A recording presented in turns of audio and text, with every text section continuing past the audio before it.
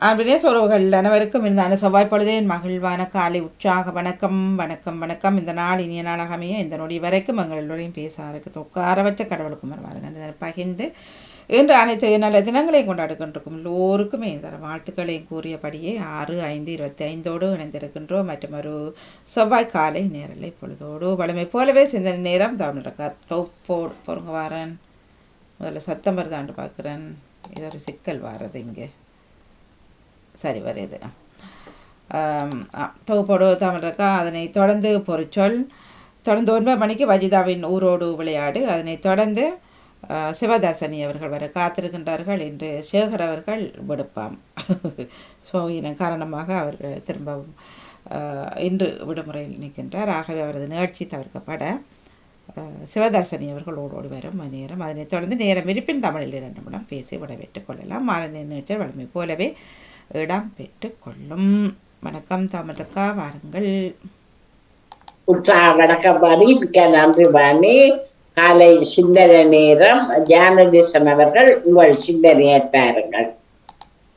இனிய காலை உற்சாக வணக்கம் தோமலர்கள், தோப்பாளனி தோமலர் கல்விராஜன் அவர்களுக்கும் நன்றி. ராமுக தோப்பாளனி கலைவாணி அவர்களுக்கும் அதிபர் நடாமோன் அவர்களுக்கும் அனைத்து பாமுகர்களுக்கும் எனது எங்கணிந்த கால வணக்கத்தை கிறிஸ்தாசுடன் கூறிக்கொண்டு இன்று பாஸ்கா காலத்தின் 3ஆம் வாரத்தின் 2ஆம் நாள் செவ்வாய்க்கிழமை. எனது ஆக்கம் இன்று 9:00 கிறிஸ்தவ நற்சிந்தனை. இறை நம்பிக்கையில் வளர முயற்சிக்கும் நாம் ஒவ்வொருவரது வாழ்விற்கும் அன்னை மரியாளின் வாழ்வு பயணம் ஒரு சிறந்த எடுத்துக்காட்டாக விளங்குகின்றது. இம்மாதம் வைகாசி மாதம் அன்னை மரியாளின் வணக்க மாதம் என்று சொன்னபடியே அன்னை மரியாளை பற்றித்தான் நான் எனது ஆக்கத்தை தருகின்றேன். அவரது வாழ்வு பயணம் தன்னை அறியாத நிலையிலிருந்து தன்னை அறிந்த நிலைக்கு கடந்து சென்ற பயணம். அன்னை மரியாளின் வாழ்வில் இந்த பயணம் சிந்திக்க வேண்டிய விடயமாகும். வானதூதர் மரியாளிடம் அருள்மிக பெற்றவரே வாழ்க என்கின்றார். இதை கேட்டு மரியா கலங்கினார் என்று லூக்கா எழுதுகின்றார். இங்கு மரியாவை கடவுள் எவ்வாறு பார்த்தார் என்பதை சிந்தித்தால் அருள்மிக பெற்றவரே என்று வானதூரின் வாழ்த்து கடவுளிடமிருந்து வந்தது என்பதில் சந்தேகமில்லை. மரியாவுக்கு கூறிய அந்த வார்த்தை முற்றிலும் உண்மையானவை. மரியா தான் யார் என்பதை அறியாதிருந்தாலும் கடவுளரை யார் என்று அறிந்ததன் காரணமாக அவர் மீட்பின் தாயாக விளங்குவதற்காக அழைப்பை விடுக்கின்றார். வானதூதரும் தூயாவி உம்மீது வரும் உன்னத கடவுளின் வல்லமை உம்மேல் நிழலிடம் என்று கூறுகின்றார். நாம் அன்னை மரியா இத்தகைய நிலையில் இருந்தார். நம்மையும் அத்தகைய நிலைமையை நோக்கி பயணிக்க அழைக்கின்றார். நாம் அன்னை மரியாளுக்கு இந்த மாதம் தினம் சுகமாக சொல்லி அவர் விவாதத்தில் ஒப்புக் கொடுப்போமாக. நன்றி, வணக்கம். தமிழர் கல்விராஜன் அவர்களே. நன்றி ஜானதேசன் அவர்களே. உங்கள் சிந்தனைக்கு நிறைந்த வாழ்த்துக்கள். எத்தனையாவது சிந்தனை என்று சொல்லியிருந்தீங்க ஜானதேசன்? 900. வாழ்த்துக்கள் ஜானதேசன். 900 சிந்தனைகளை சொல்லி உங்களுக்கு நிறைந்த வாழ்த்துக்கள். அடுத்த பாடம் வேலுப்பிள்ளை அவர்கள் உங்கள் சிந்தனையை தாருங்கள். இனிமையான காலை வணக்கம். அன்பான சகோதரி திருமதி தவமலர் கல்விராஜன், எப்படி நலமாக உற்சாகமா இருக்கீங்களா? காலை வணக்கம் பானவர்களே, நான் உற்சாகமாக இருக்கிறேன். நீங்கள்? நாங்கள் நலத்தோடும் அதே உற்சாகத்தோடு நன்றி சகோதரி. சகோதரிக்கு நன்றி சொல்லிக்கொண்டு எப்படி நம்பிக்கை சகோதரி திருமதி கலைவாணி மோகனுக்கும் காலை வணக்கங்களை கூறிக்கொண்டு சொன்னடங்களை விசாரித்தபடி இந்த நாளைக்கான அந்த உலக ரட்சகருக்கு இருதயத்தின் ஆழத்திலிருந்து கூடான கூடிய நன்றிகளை சொல்லிக்கொண்டு எங்களோட பாமோத்தின் அதிபர் அன்பை சோதர திருவாளர் நடாமோகன் குடும்பத்தினரையும் மற்றும் பாமோத்தில் கலந்து சிறப்பிக்கின்ற அனைத்து குடும்பங்கள் ஒருவருக்கும் இயேசுராஜனுடைய நிறைந்த ஆசீர்வாதங்கள் கிடைக்கும் சொல்லி ஒவ்வொருவரையும் இயேசு நாமத்தில் வாழ்த்தி கொண்டு குடும்ப நலங்களை சுகங்களையும் விசாரித்தபடி லண்டன்லேருந்து ஈச்சமோட்டை வேலுப்பிள்ளை பாலன் இன்றைக்கு கிறிஸ்தவ நஜ தொழிலக்கன் சகோதரி 506 சொல்லிக்கொண்டு பலமை போல புதிய ஏற்பாட்டில் புனித லூக்காளுத சுவிசேஷம் 13ஆம் அதிகாரம் இறை வார்த்தைகள் 23 - 35 முடிய. இயேசுனுடைய பரிசுத்தமுள்ள நாமத்துக்கு சோத்திரம். அப்பொழுது ஒருவன் இயேசுவை நோக்கி, ஆண்டவரே, இரட்சிக்கப்படுகிறவர்கள் சில பேர் தானோ என்று கேட்டான். அதற்கு அவர், இடுக்கமான வாசல் வழியாய் உட்பிரவேசிக்க பிரயாசப்படுங்கள். அநேகர் உட்பிரவேசிக்க வகை தேடினாலும் அவர்களாலே கூடாமற் போகும் என்று உங்களுக்கு சொல்லுகிறேன். வீட்டஜமான் எழுந்து கதவை பூட்டின பின்பு நீங்கள் வெளியே நின்று, ஆண்டவரே, ஆண்டவரே, எங்களுக்கு திறக்க வேண்டும் என்று சொல்லி கதவை தட்டும் போது அவர் பிரதியுத்தரமாக, நீங்கள் எவ்விடத்தாரோ, உங்களை அறியேன் என்று உங்களுக்கு சொல்லுவார். அப்பொழுது நீங்கள் உம்முடைய சமூகத்தில் போஜனபானம் பண்ணினோமே, நீர் எங்கள் வீதிகளில் போதகம் பண்ணினீரே என்று சொல்லுவீர்கள். ஆனாலும் அவர், நீங்கள் எவ்விடத்தாரோ, உங்களை அறியேன், அக்கிரமக்காரராகிய நீங்கள் எல்லாரும் என்னை விட்டு அகன்று போங்கள் என்று சொல்லுவார் என்று உங்களுக்கு சொல்லுகிறேன். நீங்கள் ஆபிரகாமையும் ஈசாக்கையும் யாக்கோபையும் சகல தீர்க்கதரிசிகளையும் தேவனுடைய ராஜ்யத்தில் இருக்கிறவர்களாகவும் உங்களையோ புறம்பே தள்ளப்பட்டவர்களாகவும் காணும்போது உங்களுக்கு அழுகையும் பற்கடிப்பும் அங்கே உண்டாயிருக்கும். கிழக்கிலும் மேற்கிலும் வடக்கிலும் தெற்கிலும் இருந்து ஜனங்கள் வந்து தேவனுடைய ராஜ்யத்தில் பந்தியிருப்பார்கள். அப்பொழுது முந்தினோர் பிந்தினோராவார்கள், பிந்தினோர் முந்தினோராவார்கள் என்றார். அந்த நாளிலே சில பரிசேயர் அவ்விடத்தில் வந்து, நீர் இவ்விடத்தை விட்டு போய்விடும், ஏரோது உம்மை கொலை செய்ய மனதாயிருக்கிறான் என்றார்கள். அதற்கு இயேசு, நான் இன்றைக்கும் நாளைக்கும் பிசாசுகளை துரத்தி வியாதி உள்ளவர்களை சுகமாக்கி 3ஆம் நாளில் நிறைவடைவேன். இன்றைக்கும் நாளைக்கும் மறு நாளைக்கும் நான் நடமாட வேண்டும். எருசலேமுக்கு புறம்பே ஒரு தீர்க்கதரிசியும் மடிந்து போகிறதில்லை என்று நான் சொன்னதாக நீங்கள் போய் அந்த நரிக்கு சொல்லுங்கள். எருசலேமே, எருசலேமே, தீர்க்கதரிசிகளை கொலை செய்து உன்னிடத்தில் அனுப்பப்பட்டவர்களை கல்லறிகிறவளே, கோழி தன் குஞ்சுகளை தன் சிறகுகளின் கீழே கூட்டி சேர்த்து கொள்ளும் வண்ணமாக நான் எத்தனையோ தரம் உன் பிள்ளைகளை கூட்டி சேர்த்து கொள்ள மனதாயிருந்தேன், உங்களுக்கோ மனதில்லாமற் போயிற்று. எருசலேமே, எருசலேமே, தீர்க்கதரிசிகளை கொலை செய்து உன்னிடத்தில் அனுப்பப்பட்டவர்களை கல்லறுகிறவளே, கோழி தன் குஞ்சுகளை தன் சிறகுகளின் கீழே கூட்டி சேர்த்து கொள்ளும் வண்ணமாக நான் எத்தனையோ தரமோ உன் பிள்ளைகளை கூட்டி சேர்த்து கொள்ள மனதாயிருந்தேன், உங்களுக்கோ மனதில்லாமற் போயிற்று. இதோ உங்கள் வீடு உங்களுக்கு பாழாக்கி விடப்படும். கர்த்தருடைய நாமத்தினாலே வருகிறவர் ஸ்தோத்தரிக்கப்பட்டவர் என்று நீங்கள் சொல்லும் காலம் வருமளவும் என்னை காணாதிருப்பீர்கள் என்று மெய்யாவை உங்களுக்கு சொல்லுகிறேன் என்றார். இதோ உங்கள் வீடு உங்களுக்கு பாழாக்கி விடப்படும்.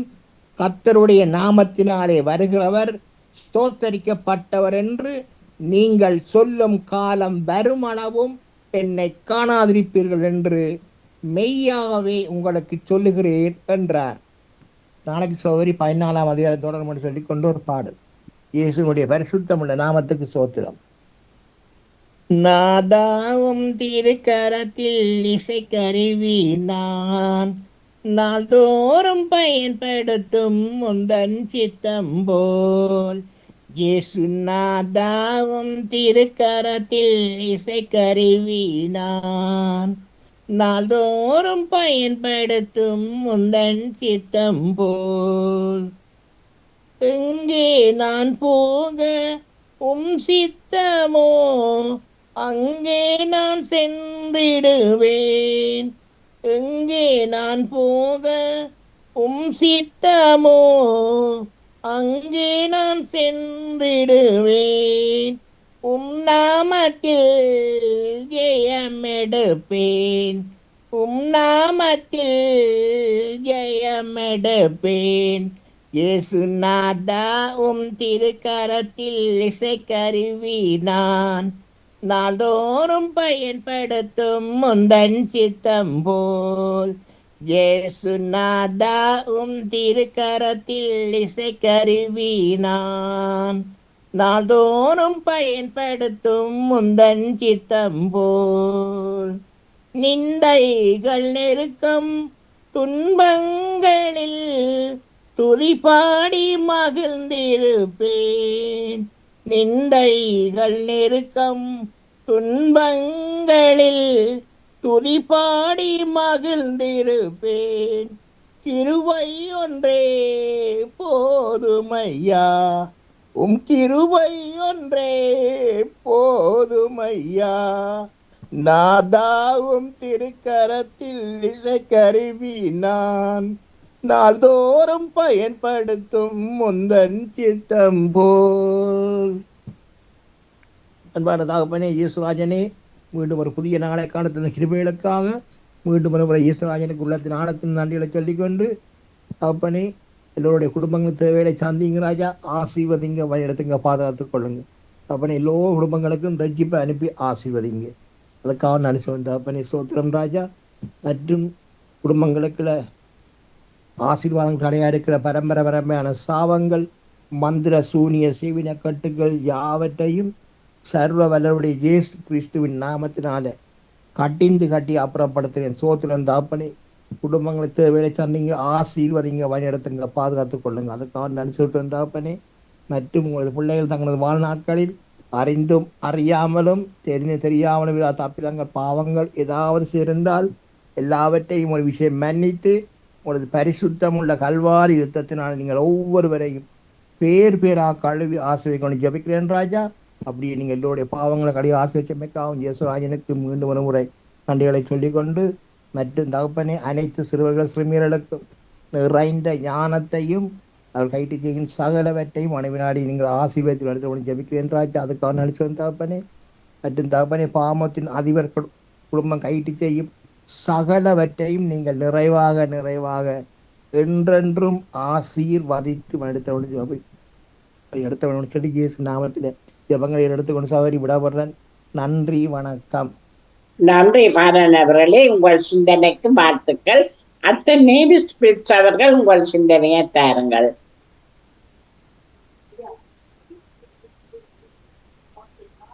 வணக்கம் நேவி ஸ்பிரிட்ஸ் அவர்களே.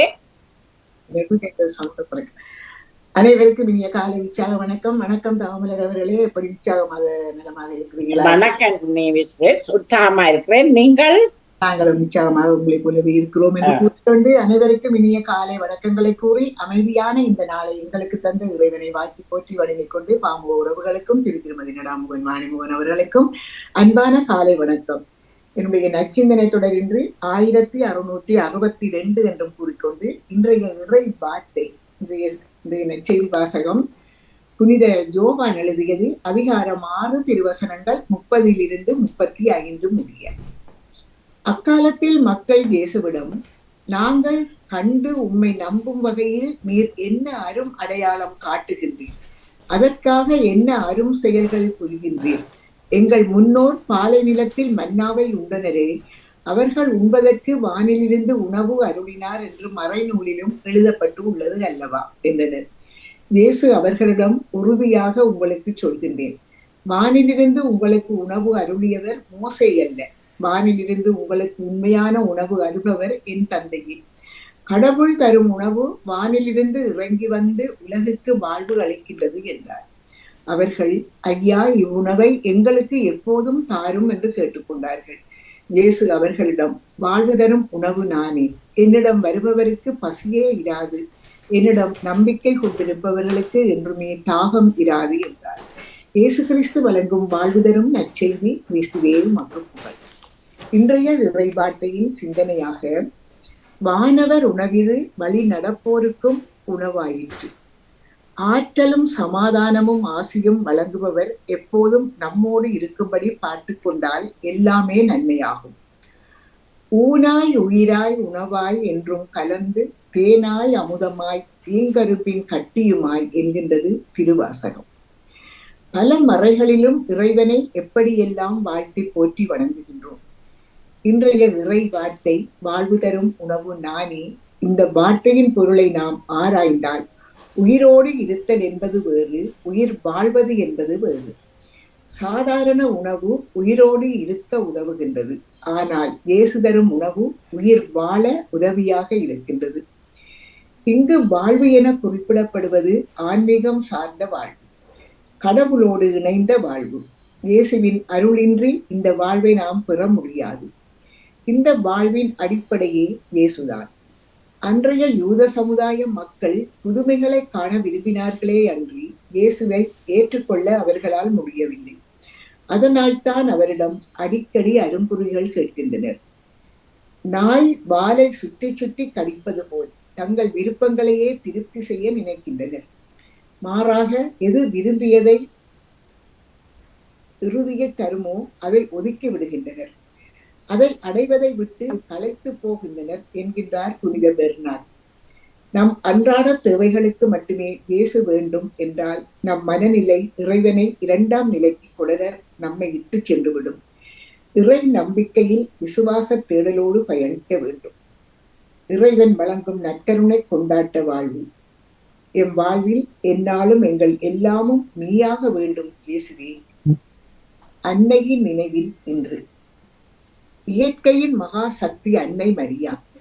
எவ்வாறு தூய ஆவி அன்னையிடம் நிழலிட்டது என வானதூதரின் வார்த்தைகள் உலக மகா சக்தியோடு அன்னை தன்னை இணைத்துக் கொண்டாவோ. இந்த உண்மையின் அடைமொழிகளே மாட்டுத் தொழுவத்தில் மகனை பெற்றெடுத்தார் என்ற வார்த்தைகளின் கருப்பொருளாகும். அன்னை மரியா இயற்கையின் அடையாளம். எவ்வாறெனில் 12 விண்மீன்களை முடியாக சூடி நிலவின் மேல் நிற்பவராக காட்டப்படுகின்றார். இவையே நம்மை இயற்கை சக்திகளோடு இணைக்கும் விடுதலை காவியமாக அன்னை மரியின் பக்தி உருப்பெறுகின்றது. அன்னை மரி என்ற அற்புத காவியம் அக விடுதலைக்கு அடித்தளமாக ஒட்டுமொத்த சமுதாய விடுதலையை இலக்காக காட்டுகின்றது. இயற்கையெல்லாம் அணிவகுக்கின்ற எழில் காவியம் அன்னை மரியா. எழில் நிலையை சுட்டிக்காட்டி நிறை விடுதலை வாழ்வை நிஜமாக்குகின்றது. எனவேதான் கோடை வெயிலில் கோடி நன்மை பெற மே மாதம் முழுவதும் அன்னையின் மாதமாக திரு அவை கொண்டாடி மகிழ்கின்றது. எனவே நாம் அன்னையோடு இணைந்து அவரது வாழ்வில் ஏற்படும் உண்மை விடுதலை கூறுகளை நமதாக்கி ஆரவாரம் இல்லாத புனித புரட்சி மாலை என்னும் சுபமாலையை சொல்வதன் மூலம் இச்சமுதாயத்தை மாற்றி அமைக்க, உலக நாடுகளில் போர் மேகங்கள் கலைய, நாடுகளில் நல்லாட்சி மலர, மக்கள் அனைவரும் சுதந்திர காற்றை சுவாசிக்க, திரு அவை புத்துணர்வோடு மிளிர, நம்பிக்கை கீற்றை நம் உணர்வில் பதைப்போம், செவிப்போம் சுபமாலையை என்று கூறிக்கொண்டு, எங்களின் காவலினியே உருகி உருகி அழைத்தோ, உம்மை உருகி உருகி அழைத்தோ, நீ பிள்ளைகளே என்று அழைக்கும் குரல் எம் காதில் கேட்கின்றது. நாம் அம்மா என்றோடி வந்தோ, நாம் அன்பை நாடி வந்தோ, தாயே.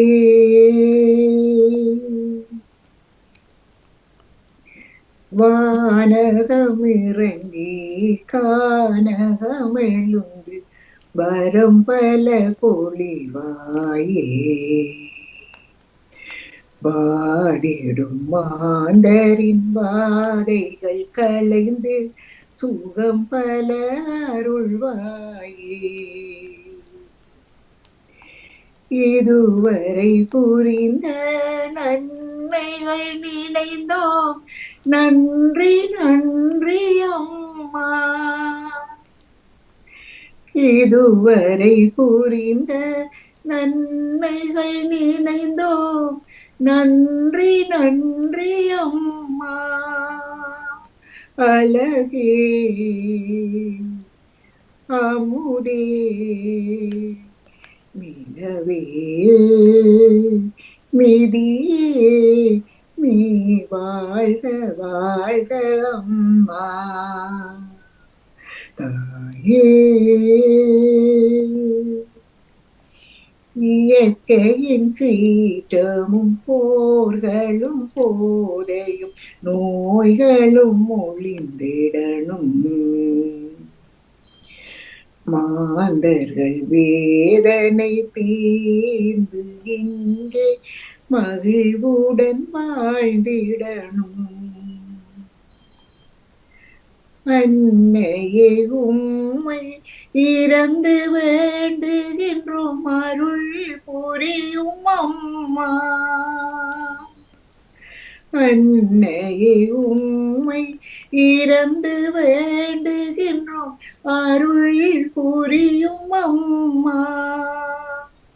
தாயே மடுமாறா எமக்கபயம் நீயே அம்மா. தாயே எங்களின் காவலி நீயே, உருகி உருகி அழைத்தோ உம்மை, உருகி உருகி அழைத்தோ. நீ பிள்ளைகளே என்று அழைக்கும் குரல் எம் காதில் கேட்கின்றது.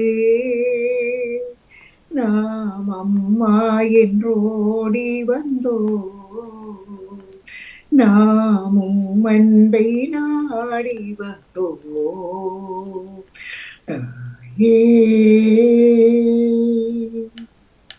என்று வேண்டிக்கொண்டு உங்களுக்கும் இந்த அதிகாலை பொழுதினிலே இந்த இறைவேண்டலுரை சிந்தனையில் இணைந்திருக்கின்ற எல்லோருக்கும் இந்த நாள் இனிய நாளாக மலர்ந்து எல்லோரும் எல்லா நலன்களும் பெற்று அமைதியாகவும் மகிழ்வாகவும் வாழ வேண்டும். நீங்கள் எடுத்துக்கொள்ளுகின்ற எல்லா முயற்சிகளும் சிறந்து செலுத்தி மேம்பட்டு வந்து விளர வேண்டும் என்று வேண்டிக்கொண்டு இன்றைய நாளிலே வருகின்ற எல்லா நிகழ்ச்சிகளையும் ஆவலோடு எதிர்பார்த்தபடி எல்லோரும் நலமாக வாழ்வோம் என்று வேண்டிக்கொண்டு உங்களிடம் இந்த அன்பாக விடைபெறுகிறேன். திருமதி தவமலர் கல்வியாளர்ஜின் அவர்களே வாடிகையும் அன்பாக வரவேற்றுக் கொண்டு நன்றி வணக்கம் அனைவர்களை வரவேற்றுக் கொள்கின்றோம். நன்றி. நன்றி நெவிஸ்மித் அவர்களே, உங்கள் சிந்தனைக்கு நிறைந்த வாழ்த்துக்கள்.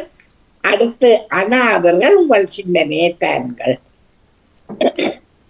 மீண்டும் ஒரு காலை பொழுதில் எங்களை இணைய வைத்த இறைவனுக்கு நன்றி கூறி, பாமுகம் தொலைக்காட்சியில் இணைந்திருக்கும் அனைத்து உறவுகளுக்கும் காலை வணக்கத்தை வாழ்த்துக்களையும் கூறிக்கொண்டு, தந்தையாம் இறைவனை போற்றி, ஆபிரகாமின் கடவுளை போற்றி, ஈசாக்கின் கடவுளை போற்றி, யாக்கோப்பின் கடவுளை போற்றி, நல்ல மேய்ப்பரே போற்றி, தாவீதின் மகனே போற்றி.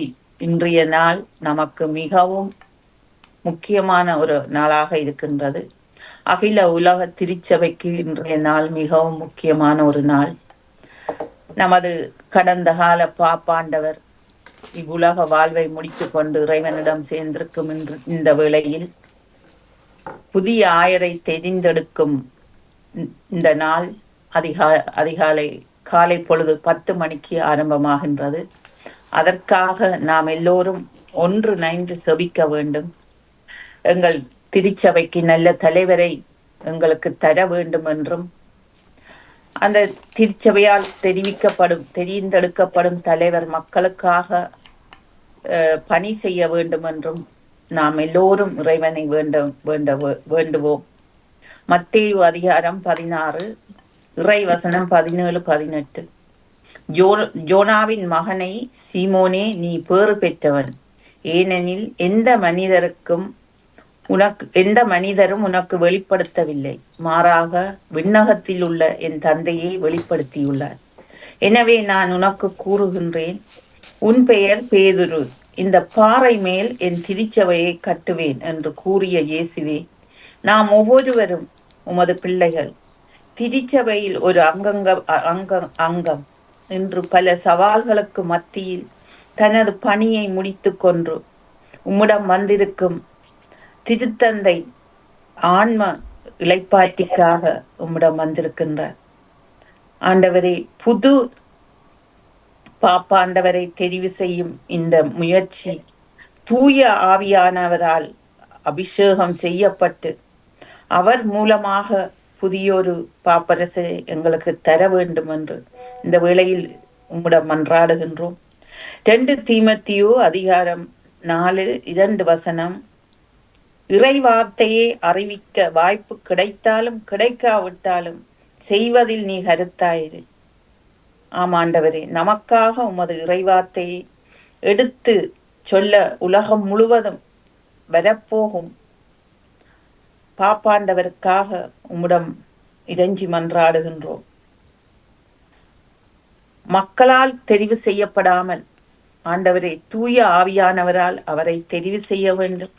அவரும் ஏழை எளிய மக்களுக்கு உதவி செய்ய வேண்டும். ஏழை எளிய மக்களின் அழுகுரல்களை கேட்டு இந்த உலகில் நடைபெறும் அத்தனை போர்களும் நிறுத்தப்பட்டு சிறியவர் பெரியவர் என்ற வேற்றுமையின்றி மதங்களை கடந்த ஒரு நல்லாயனாக தெரிவு செய்யப்பட வேண்டும் என்று இந்த வேளையில் உம்மை இறைஞ்சி மன்றாடுகின்றேன். ஊதியங்களை பெற்று மக்களுக்கு உதவி செய்யும் ஆயராக இல்லாமல் கடந்த திருத்தந்தை ஏழைகளின் ஆயராக வாழ்ந்தது போல் புதிதாக தெரிவு செய்யப்படும் திருத்தந்தையும் தூய ஆவியானவரின் வழி நடத்தலில் மக்களோடு மக்களாக, ஏழைகளோடு ஏழைகளாக, இளைஞர்களோடு இளைஞர்களாக வாழ அவரை நீரே அவருக்கு புத்துயிர் கொடுத்து அங்கு கூடி தெரிவு செய்யும் கருதினாள்களுக்கும் நல்ல தூய ஆவியின் வல்லமையை கொடுக்க வேண்டும் என்று இந்த நேரத்தில் உம்மிடம் மன்றாடிக்கொண்டு இந்த சந்தர்ப்பத்தை தந்த பாமுக தொலைக்காட்சிக்கு என்னுடைய நன்றிகளையும் வாழ்த்துக்களையும் கூறிக்கொண்டு, இயேசுவுக்கே புகழ், இயேசுவுக்கே நன்றி, மரியே வாழ்க. நன்றி. நன்றி. நன்றி அநாதர்களே, உங்கள் சிந்தனைக்கு நிறைந்த வாழ்த்துக்கள். வஜிதா முகமது அவர்கள் உங்கள் சிந்தனையை தாருங்கள். வணக்கம் அக்கா. வணக்கம் வஜிதா.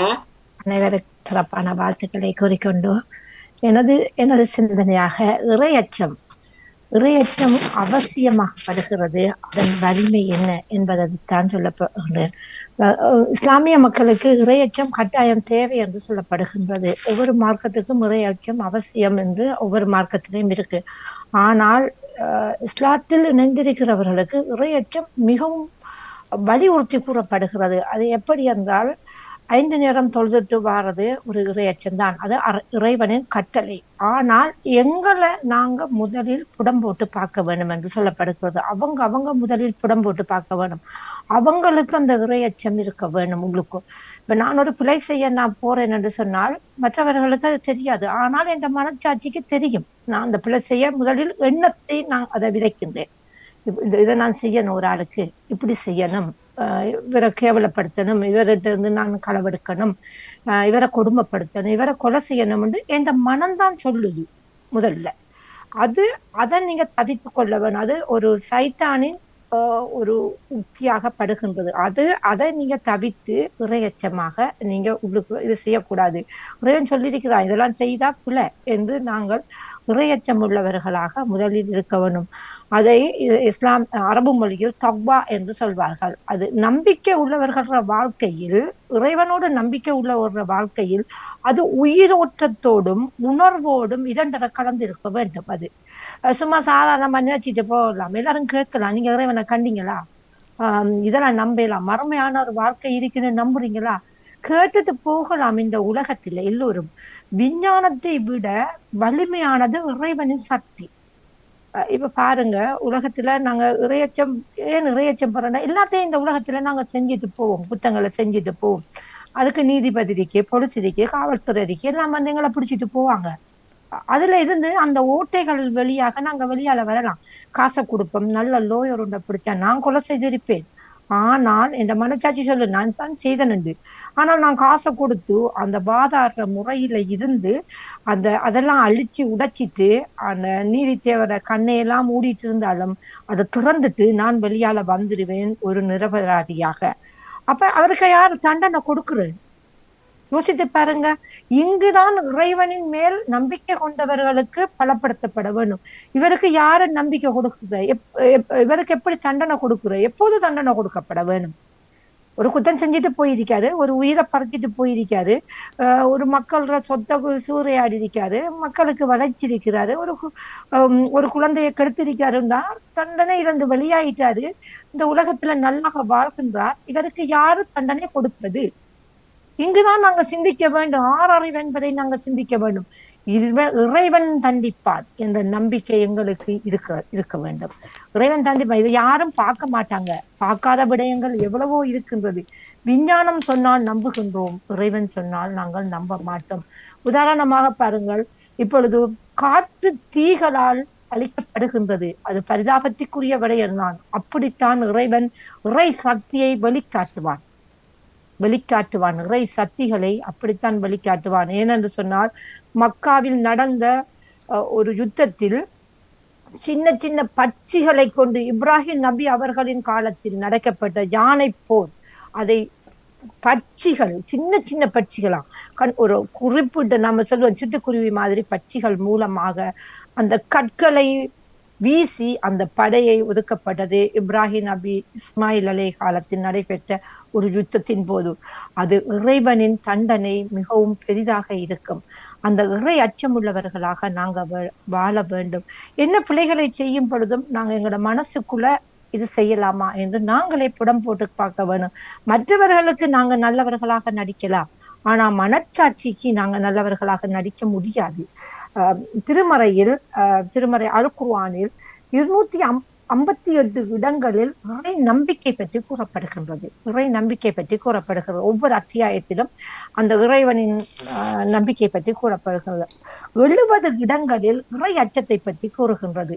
இறைவனின் அந்த அச்சப்படுங்கள், இதுக்கு அச்சப்படுங்கள்.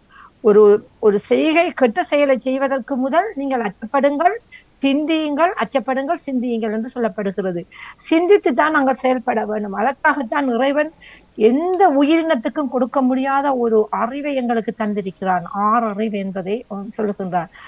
உமர் அலி அவர்களிடம், உமர் அலி என்றால் இந்த முகமது நபி ஸல்லல்லாஹு அலைஹி வஸல்லம் அவர்களின் நபி தோழர்கள் 4 பேர் இருந்தார்கள்.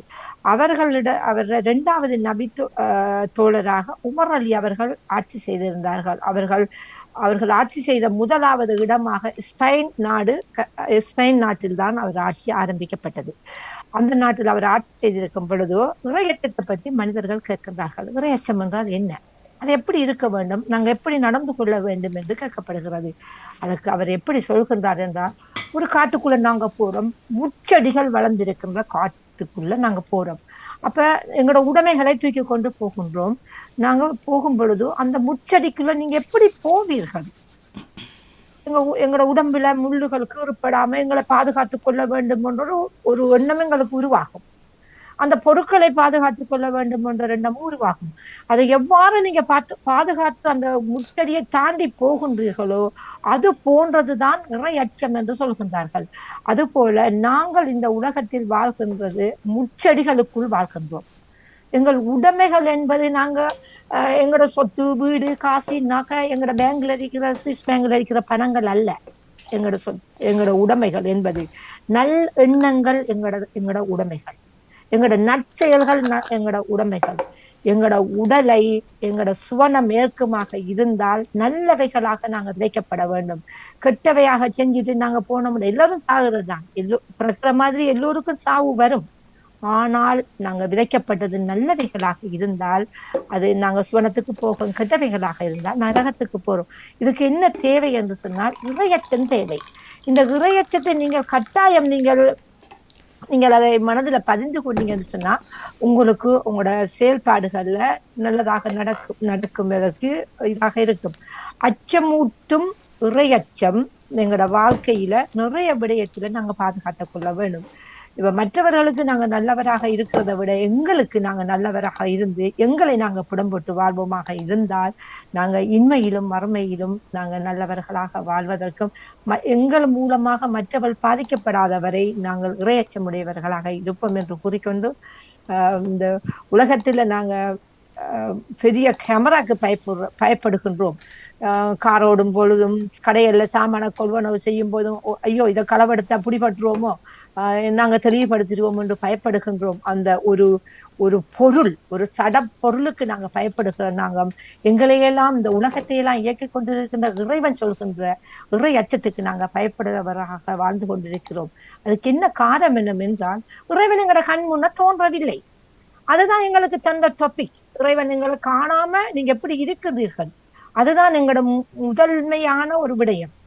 அதுதான் அதுல இருந்து நாங்க வெற்றி பெற வேண்டும் என்றால் இந்த பரீட்சை, இந்த உலக பரீட்சையில நாங்க வெற்றி பெற்று இறை அச்சம் உள்ளவர்களாக வாழ்ந்தோம் என்று சொன்னால் இன்மையிலும் மறுமையிலும் நாங்க நல்ல பலனை அடையலாம் என்று கூறிக்கொண்டு விடைபெறுகின்றேன் அக்கா. நன்றி, வணக்கம். நன்றி பஜிரா முகமது அவர்களே, உங்கள் சிந்தனைக்கு நிறைந்த வாழ்த்துக்கள். சிந்தனை தந்த அனைவருக்கும் வாழ்த்து கூறி விடைபெறுகிறேன். வாணி மகளே வா வா ஓடியாங்கோ. மியூட்ல விட்டுட்டு பேசுகிறேன். கட்டிக்காரி வாழ்த்துக்கள். கட்டிக்காரி வாழ்த்துக்கள். மிக்க நன்றி. பொது சிந்தனை. நான் ஒரு பொது சிந்தனை தருவேன். இன்று சிந்தனையில் நடந்ததுதான். ஞானதேசன் அவர்கள் 900 என்று சொன்னார், அவருடையது 9000. ஏனென்றா இவ என்ன நீர் சொல்லிக்க 1000 என்ற உடனே இந்த ஞானதேசன் 900 இருக்குமோன்னு யோசிச்சுட்டார். அவன் ஒரு சைவரை குறைச்சி சொல்லி இருக்கிறான். எப்பவும் நாங்கள் கணக்கில் புதியாக இருக்க வேணும். 80,000 9 80 9000 எப்படி வரும்? அவ 900 என்று சொன்னா 900. நீங்களே 1000க்கு வந்துட்டீங்க, அவ 900. இல்ல அது சரிதான். 9000 வருமா? வருதான் 8000 9000. ஆனா எனக்கு அது விளங்கல பண்ணி அப்படி 900 என்று சொன்னா. இல்ல 900 சொல்லிட்டேன். ஆனா அதுவும் குறைவுதான், ஆக குறைவா. 9000 ஆகவும் அதிகமாகல போன முறை. எனக்கு தெரியல இந்த சிந்தனை எனக்கு இவ்வளவு நேரம் ஓடிக்கொண்டிருந்தது. பெண் ஞானதேசன் வேற கேட்டுக்கொள்ளுவோம். 2000 3000 4000 5000 6000 7000 8000 கன வருஷமா செய்யறாரு. இப்ப உங்களோட எத்தனை சொல்றாளே? என்னடது 1600 சொச்சம். ஓ, ஆனா நீங்க வந்து எத்தனை வருஷம்? நான் நேரு சொன்ன உடனேதான் எனக்கு மூளை ஒழிச்சு எப்பயோ ஞானதேசன் வர நேரி 1000 சொன்னா அவருக்கு என்னது 900 பேரும். அவக்கு கூட அப்ப பிள்ளையே என்றுதான் நான் யோசிச்சேன். எனக்கு ஞானதேசன் 900 சரியான குறைவு. எனக்கு இன்றைக்கு 1662. அப்படி என்றா ஞான சொன்னால் கிட்டத்தட்ட. ஏனென்றால் நீங்கள் இப்ப எத்தனை வருஷம்? இப்ப நான் 18ஆம் ஆண்டு வந்தவாணி. 18 24 7 வருஷம் 18 வந்தது. அவர்கள் எப்போ வந்து விட்டார்கள்? 97ல இருந்து செய்யறாங்க. அதை சரி செய்து கொள்வோம். ஆனால் அது பொது சிந்தனையில அது திருத்துகை. நீங்க என்ன அந்த நேரம் திருத்த இல்ல? அது சரி வாணி. அந்த நேரம் எனக்கு வரையில வாணி. நான் நேரு சிந்தனை சொன்ன அப்புறம் வாணி அதை சிந்திச்சேன் வாணி. நான் ஞானதேசன் சொன்னேக்க சிந்திக்கிறேன். சரி, ஏன்னா அந்த நேரம் திருத்த நம்ம சொன்ன அவர்களுக்கு இலவா இருக்கு தானே அது. ஆமா ஆமா. இதுதான் எனது சிந்தனை. இப்போது அது சிந்தனை இல்ல, அது நீங்க திருத்துகை. சிந்தனையை சொல்லுங்க. அது திருத்துகையா? அது திருத்தல். பொது சிந்தனை. பொது சிந்தனை என்னத்தை சொல்ல நீங்கள் ஒன்று சொல்லுங்க. நான் ஒன்று சொல்லலாமா? சொல்லுங்களா. சொல்லலாம், கேட்க தேவையில்ல. பொது சிந்தனை நேரம் சொல்லுங்க. என்னென்றால் இந்த இப்ப எங்களுக்கு அந்த நச்சிந்தனை கடைசியா தந்த அவக்கு ரஜினி பேரா என்ன பேருன்னு மறந்துட்டேன். அவ அந்த அவ அந்த சிந்தனையில சொல்லி இருந்தா எல்லாத்துக்கும் உடனே போலீஸ் தண்டனை கொடுக்கும், அது இது உண்மை. ஆனா கடவுளின் தண்டனை ஒரு இருக்குது என்றதை அவ இன்றைக்கு நல்ல ஒரு தெளிவா சொல்லி இருந்தா. கடவுளின் தண்டனை இப்போ ஒரு நாள் இருக்கு எங்களுக்கு. நாங்க செய்யற தப்புக்கெல்லாம் ஒவ்வொரு மறு உலகத்திலேன்றதை நான் சொல்ல வரையில, இந்த உலகத்திலே எங்களுக்கு தண்டனை கிடைக்கும் கட்டாயம். நாங்க வாழ்ற காலத்திலேயே அதுக்குரிய தண்டனை கிடைக்கும். அது அவ விளக்க நல்ல வடிவா சொல்லி இருந்தது, எனக்கு நல்லா பிடிச்சிருந்தது. நன்றி.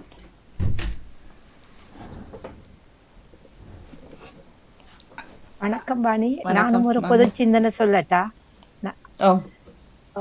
நான் வணக்கத்தை கூறிக்கொண்டு ஆம், பொது சிந்தனையா இருந்துச்சுன்னா எனக்கு சிந்திக்க தோன்றியது. காலையில் நான் இலங்கை செய்தியை கேட்டிருந்தேன். ம். ஆம், இந்த இப்பொழுது தேர்தல் நடந்து கொண்டிருக்கின்றது. ஓ.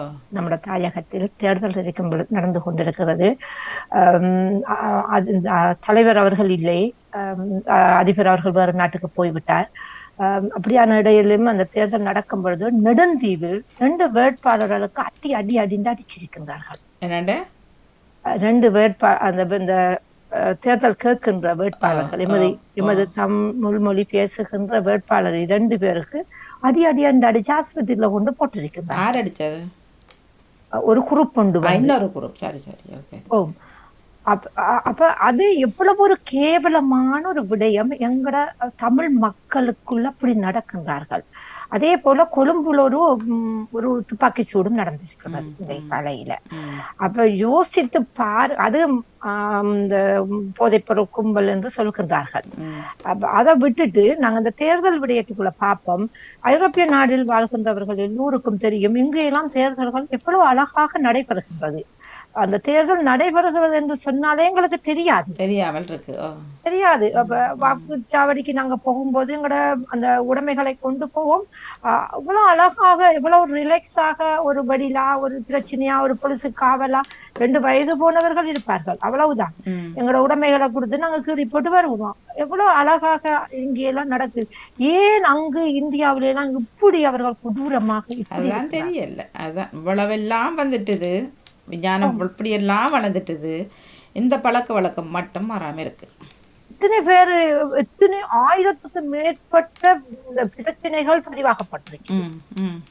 அப்ப யோசித்து பாருங்கள், இன்னும் இவங்க ஆறறை உள்ள மனிதர்களாக எப்படி வாழ முடியும் இவர்கள்? இல்ல, யோசித்து பாருங்கள். நாங்க ஒரு நல்லவர்களை நல்ல விடயத்துக்காக தெரிவு செய்கின்றோம். 7 வருடங்களுக்கு பிறகு இந்த மாகாண தேர்தல் நடக்கிறது. 7 வருடங்களுக்கு பிறகு நடைபெறுகின்றது. ஓட்டி போறாம மட்டுமில்லை, மற்றதுகளை கொடுத்து வாய்க்குள்ள போனால் கையில கொடுத்தால் எதுவும் தெரியாதானே.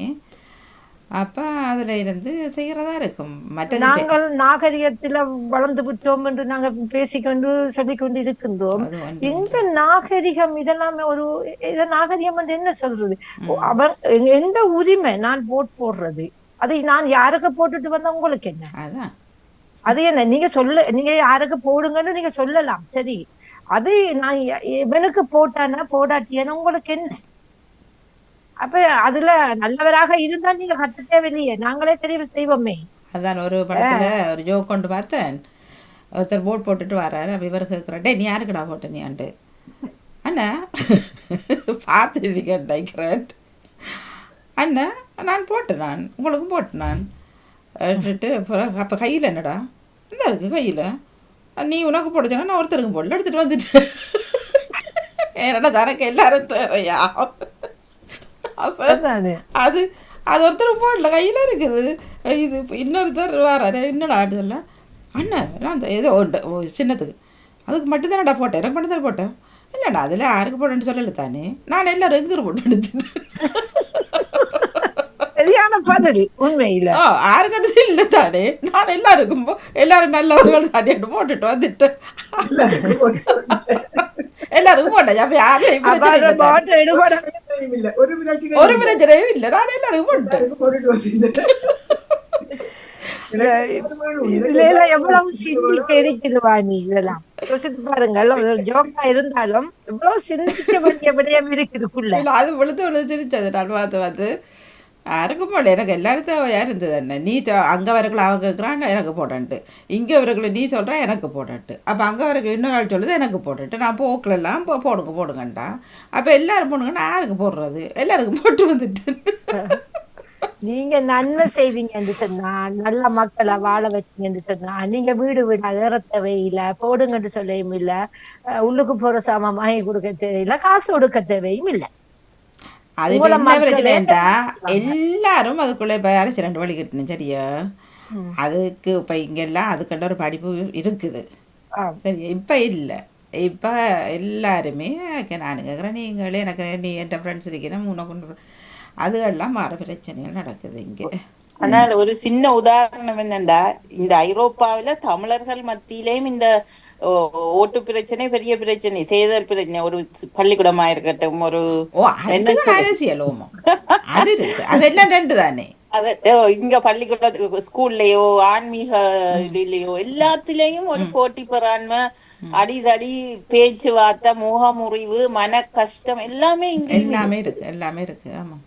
ஆனா அதே சமயம் நாங்கள் ஜெர்மன் ஒரு ஸ்கூல்ல எடுத்துக்கொண்டீங்கடா, எனக்கு இங்கிலாண்டை பற்றி தெரியாது. ஜெர்மன்ல ஒரு ஸ்கூல்ல நாங்க ஒரு பேரண்ட்ஸ் இதுவரை தெரிவு செய்யறோம்டா கூடி ஒரு சிம்பிளாக முடியுது. சிம்பிளாக ஒரு ஆள் 2 பேர் கேட்கறீங்கன்னா யாருக்கு ஓட்டு கூட கிடைக்குதோ அவரை சிம்பிளா. அதே மாதிரி தான் சேர்ச்சில், இப்ப எங்கட சேர்ச்சில் கூடி எங்களுக்கு அப்படித்தான் ஒரு சிம்பிளா.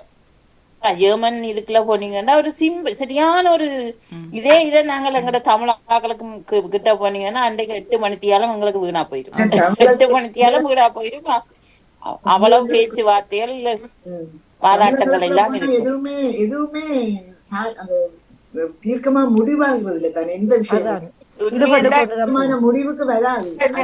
சண்டை, வாக்குவாதம், தர்க்கம், அதுக்குள்ளதான் கையில தூக்கிட்டு வர வேண்டியதுதான். அதுதான் முடியுமே ஒழிய சமாதானமா எந்த விஷயமுமே நடைபெறுறது இல்லை, எல்லாம் தான், எல்லாம் 2, 3, 4. இப்போ இன்னொரு இடத்துல அதில் பெருசாக தமிழ் பள்ளிக்கூடமும் இல்லை. அப்போ அதில் உள்ளது 2 பள்ளிக்கூடமா, அதுக்குள்ளேயே பிரிவாம். இப்போ அதுக்குள்ளே பிரிஞ்சு இன்னொரு குரூப் சேர்ந்து இன்னொன்று வாங்குது. அப்போ அவர் சொன்னார், நான் விடுறேன் இல்லை வாணி என்று பிள்ளைகளை எங்கிட்டு விடுறது, அதில் விட்டா அங்கே விடாது என்று இங்கிட்டு இங்கே விட்டா இதில் விடாது. இப்போ வந்த புதுதாக்கள் சொல்லிடணுமா, இல்லை கொஞ்சம் பிள்ளைகள் எங்களுக்கு தெரிஞ்சாங்க நீங்கள் வாங்கன்ட்டு சொல்லி. அப்போ நான் சொன்னேன், நீங்கள் அவர்கள் இப்படித்தான், அப்புறம் நாளைக்கு 3 பேரும் சேர்ந்து கும்மி அடிப்பார்கள். உங்களுக்கு பிள்ளைக்கு தமிழ் பள்ளி கொடுக்கணும், சொல்லிக் கொடுக்கணும். ஒன்று நீங்கள் வீட்டில் பிள்ளை இருந்து சொல்லிக் கொடுங்கோ, அல்லது நீங்கள் விட்ட தமிழ் பள்ளிக்கூடத்தில் விடுங்க. அது அவர்கள்ட்ட பிரச்சனை. அவர்கள் பிள்ளை படிக்கணும். நமக்கு அவர்களோட அரசியலெல்லாம் ஒரு பக்கம் இருக்கட்டும். எல்லாமே இங்கே இதுக்குள்ளேயே இவ்வளவு பிரிஞ்சிட்டுது. எத்தனையோ பள்ளிக்கூடங்கள் இங்கே எங்கள் இடத்துல இருந்து அதை பிரிஞ்சு போகுது. என்ன அப்படித்தான், ஒற்றுமை இல்லை, பொறாமை. நான் என்னுடைய வாழ்நாளில் ஒன்று கேள்விப்பட்டேன். என்னன்னு கேட்டா, ஸ்கூல்ல கதிரையால அடித்தடி நடந்தேன்டா கேள்விப்பட்டு கவலைப்பட்டேன். ஒரு ஸ்கூல், ஒரு கல்வி கற்கிற இடத்தில் மேசை கதிரையால அடிபட்டார்கள் என்று ஜெர்மன்ல நடந்தது. அப்படி ஒண்ணு நடந்தாண்டேக்க நாங்க என்னத்தை அப்ப ஏன் கல்வி கற்க போகின்றோம்? அதுதான் அந்த கேள்வி. ஏன் போறோம், ஏன் பிள்ளைகளை விடுறோம்? தமிழ் வேணும்னு பிள்ளைகளை விட்டால், ஆனா அங்க வேற மாதிரி நடக்கின்றது. கல்வி கற்றவர்கள் தான் இப்பொழுது கொலை செய்கின்றார்கள். 2 உயிர்கள் காவு கொடுக்கப்பட்டிருக்கிறது தாயகத்தில். ஒரு யூனிவர்சிட்டி மாணவர் ஒருவர், ஒரு மாணவி, 15 வயது மாணவி ஒருவர் தற்கொலை செய்திருக்கிறார். அந்த தாயின் தகப்பனும் கதறுகின்ற கதறுவை உண்மையில் அந்த மாடியிலிருந்து மாடியிலிருந்து குதித்து தற்கொலை செய்தார். இது கனகாலம் நடந்தது.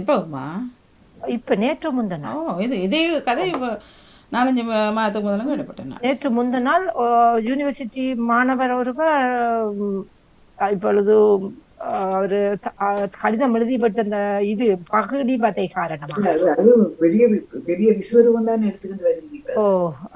ஒரு ஏழை குடும்பத்தில் இருந்து போன ஒரு குழந்தை, அந்த தாயின் தகப்பன் அழுதுகின்ற 2 குழந்தைகளும், ஒன்று சிங்கள மொழி பேசுகின்ற சகோதரனின் குழந்தை, ஒன்று எமது தாய்மொழி பேசுகின்ற ஒரு குழந்தை.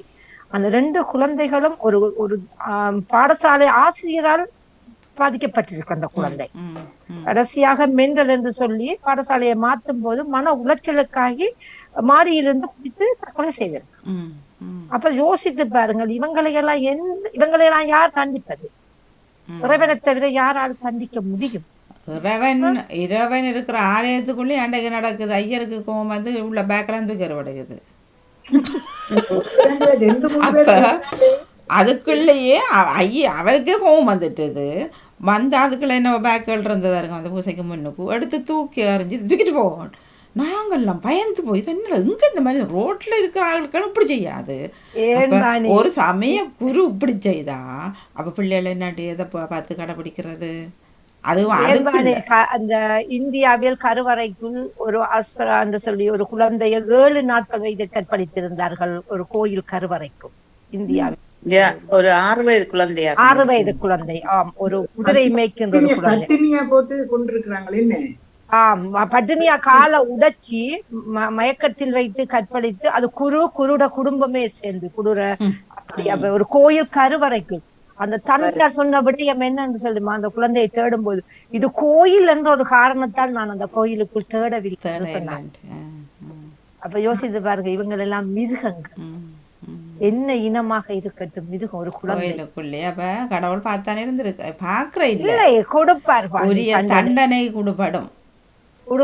அது நாம பார்த்து கொண்டிருக்காவிட்டால் அந்த தண்டனை கொடுக்காவிட்டால் இறைவன் என்று நாங்க அந்த கும்புறத்துக்கான அர்த்தமே இல்லை. கொண்டு வாணி அந்த போப்பாண்டவர் தெரிவில சந்தோஷமான ஒரு விடயம், இந்தியாவை சேர்ந்த கேரளாவை சேர்ந்த 3 போப்பாண்டவர்கள் பெயர்கள் வெளியாக்கப்பட்டிருக்கிறது. போப்பாண்டவர் இல்ல, அவர் வந்து அவர்களும் பெயர்கள் தெரிவு செய்யப்பட்டிருக்கு. 3 பேரின் பெயர்கள். ஸ்ரீலங்கா ஸ்ரீலங்கா தெரிவு செய்திருக்கோ ஒருவர் இந்தியாவில் 3. ஆசியாவிலிருந்து 4 பேர் தெரிவு செய்யப்பட்டிருக்கிறாங்க அந்த கூட்ட அந்த சபைக்குள்ள. ஆனா கடவுளோட சித்தம் தான் யார் வாராங்கன்னு தெரியா. இலங்கை 1, இந்தியா 3 பேரும் தெரிவு செய்ய குறிப்பிடப்பட்டிருக்கிறாரு. ஆனா இது மனிதர்களால தெரிவு செய்யப்படுகிற ஒரு விஷயம் இல்லை, இது இறைவனாலதான் இது நடக்கும். அதனாலதான் அது எத்தனை வருஷமும் செல்லலாம், மாதமும் செல்லலாம், வாரமும் செல்லலாம், உடனே நடக்கக்கூடிய ஒரு தேர்வு. தெரிவு செய்தால் வெள்ளை புகையை வீசுவார்களாம். என்ன அந்த தெரிவு செய்த ஏகமனதாக ஒருவரை இறுதியில அப்பதான் அந்த வெண்புகை வரும். அந்த வெள்ளையை இதண்டுவாங்க. தெரிவு செய்யல, எனக்கு தெரிவு செய்யலைன்னா கருப்பு வரும். தெரிவு செய்ய முடியவில்லைன்னா கருப்பு புகை வருமா? கருப்பு புகையா? தெரிவு செய்து வெற்றி அடைந்திருந்தால் தெரிவு செய்யப்பட்டிருந்தால் வெள்ளை புகையை பற்றி இவர் தெரிவு செய்து விட்டார்கள் என்று அறிவுரையாக வருமா? அது எத்தனையோ மணித்தியாலும் அந்த வெள்ளை புகை மட்டும் அதால போய்கொண்டிருக்கும். அப்ப உலகிற்கு தெரியும் ஒரு தெரிவு செய்யப்பட்டு விட்டார். அதே இது கருப்பு வந்தால் இன்னும் தெரிவு செய்யப்படவில்லை, சரி அடுத்த இது நடக்கும். ஒரு நாள் விட்டு 48 மணித்தியாலம் விட்டு அடுத்த தெரிவு ஒன்று நடைபெறும். அதை பார்த்திருந்தேன், ஒரு விளக்கமாக சொல்லியிருந்தார். போட்டிருக்கிறார்கள். அதுல நாங்களும் இவ்வளவு காலத்துக்கு பிறகு அது எப்படி அது சொல்லி இப்பதான் அறிஞ்சிடும். அந்த இப்ப இந்த இதுகள்லாம் இன்டர்நெட் இதெல்லாம் வந்ததுக்கு பிறகு விளக்கமாக போட்டதுக்கு பிறகு நாங்களும் தெரிஞ்சு கொள்றோம். 135 கருதினால் மாதிரி இதுல பங்கு பெற்றுகிறார்கள். இந்த தேர்வுல 80 வயதுக்கு உட்பட்டவர்கள் வாக்களிக்கிறதுக்கு இந்த ஒரு வாரமாக அவர்களுக்கு ஒரு ஆன்மீக தியானம் ஒன்று நடக்கும். தியானங்கள் நடந்திருக்குது. இனி அவர்கள் கூட்டப்பட்ட அறைக்குள்ள தான் இருப்பார்கள். வெளித்தொடர்புகள் எதுவும் இருக்காது. செய்யப்படும் மட்டும் வெளித்தொடர்புகள் இருக்காது. நன்றி வாணி, தொடர்ந்து கொள்வோம். இந்த நிகழ்ச்சிக்கு பிறகு எனது நிகழ்ச்சி தருகின்றீர்கள்? இல்லை உங்களோட 9க்கு நீங்கள் இல்லை இதை பொறிச்சொல்ல முடிச்சுட்டு தினக்கவியை முடிச்சுட்டு நீங்கள் ரெடி. 2 ஷேர் இல்லாதபடினால அதெல்லாம் செய்யலாம். இது 2 முடிச்சுட்டு உங்களுடைய தரம் பிரச்சனை தொடர்ந்தாங்க. சரி, ஓகே, நன்றி, வணக்கம்மா. நன்றி தமிழக்கா, நன்றி. சிந்தனையுடன் இணைந்த எல்லோருக்குமே நன்றி, நன்றி, வணக்கம். நேரம் 8:57 எழும்பிய பெண்மணிகள்